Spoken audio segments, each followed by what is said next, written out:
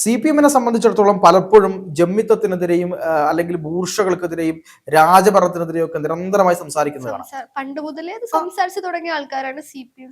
തീർച്ചയായിട്ടും അങ്ങനെയുള്ള ആളുകൾ പക്ഷെ അധികാരത്തിലെത്തുമ്പോൾ ഇവരാണ് രാജാക്കന്മാർ എന്ന നിലയിലാണ് കാര്യങ്ങൾ പോകുന്നത്. 50 വണ്ടി പോലീസാണ് മുഖ്യമന്ത്രിയുടെ കൂടെ പോകുന്നത്. എന്തേ? മുഖ്യമന്ത്രിക്ക് തീവ്രവാദ അറ്റാക്ക് ഉണ്ടോ? അത് നമ്മൾ മനസ്സിലാക്കണം. ഒരു 1-2 വണ്ടി പോലീസ് ആണെങ്കിൽ പോട്ടെ എന്ന് വെക്കാം. 50 വണ്ടി പോലീസാണ്. പൊതുജനത്തിന് വഴി നടക്കാൻ പറ്റില്ല. അതായത് ആംബുലൻസ്, പിന്നെ ഫയർഫോഴ്സ്, ഇനി എന്തൊക്കെ വേണോ ആ കാര്യങ്ങളെല്ലാം കൂടെ ഉൾപ്പെടുത്തിയിട്ടാണ് ആര് പോകുന്നത്? മുഖ്യമന്ത്രി പോകുന്നത്. CPM അധികാരത്തിൽ വന്ന സമയത്ത് പറഞ്ഞത് ജനങ്ങൾക്കിടയിൽ പ്രവർത്തിക്കുന്ന സർക്കാരാണ്. ഞങ്ങൾക്ക് എസ്കോർട്ട് വേണ്ട. ആർക്ക് വേണ്ട? ഈ പറയുന്ന മന്ത്രിമാർക്കും മുഖ്യമന്ത്രിക്കൊന്നും എസ്കോർട്ട് വേണ്ട എന്ന് തീരുമാനിച്ചിട്ടുണ്ട്. മുഖ്യമന്ത്രിക്ക് ആവശ്യമെങ്കിൽ 2 വണ്ടി എസ്കോർട്ട് മുഖ്യമന്ത്രിയാണല്ലോ ഉണ്ടാവും.